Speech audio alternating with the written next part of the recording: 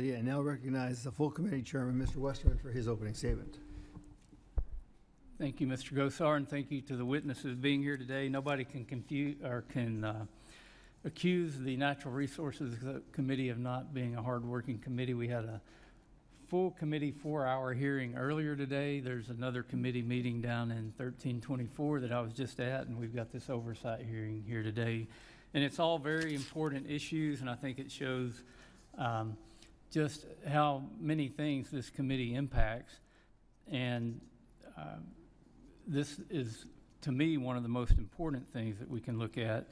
And, you know, when we look at our witnesses today, they come not only from the Departments of Interior and Justice, but also from tribal communities across the country. And again, I want to thank you all for being here. Last year, this subcommittee held hearings about how tribal nations were under constant threat from foreign criminal cartels. It's hard to imagine here in the homeland. We even heard from tribal leaders who had their lives threatened for daring to speak up against the dangers they were fighting in their own communities. That's unfathomable.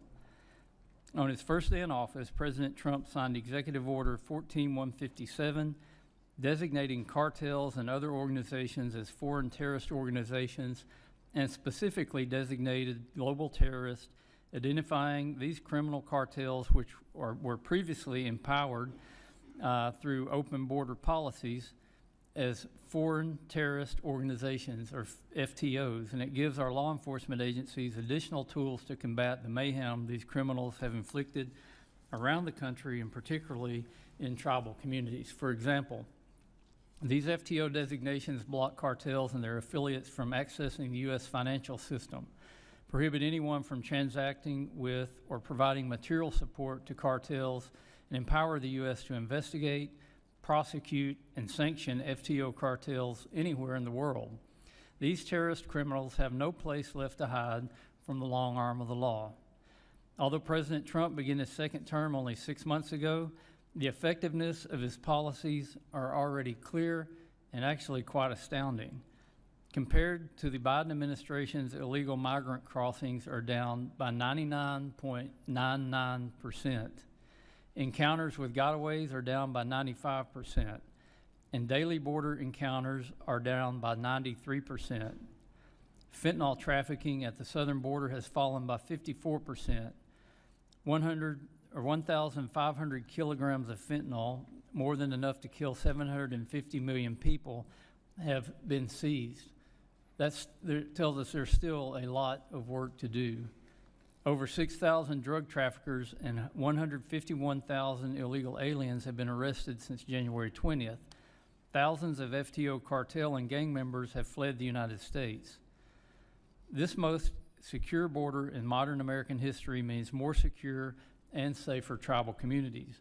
During our prior hearings, witnesses testified to jurisdictional confusion among law enforcement agencies under President Biden, and to the need for increased federal, state, local, and tribal coordination to eliminate the cartel presence in Indian country. Just this month, the joint DEA and BIA task force targeted armed individuals and drug traffickers on Yakima Nation Reservation, seizing 7,100 pounds of marijuana, 336 pounds of methamphetamine, nearly 25 pounds of cocaine, 7 pounds of fentanyl powder, 4,700 fentanyl-laced pills, $22,512 in drug proceeds, and 12 firearms. Through this interagency work, the DEA and BIA were able to disrupt the flow of drugs first from Mexico to eastern Washington, and then to Montana, Wyoming, and the Dakotas.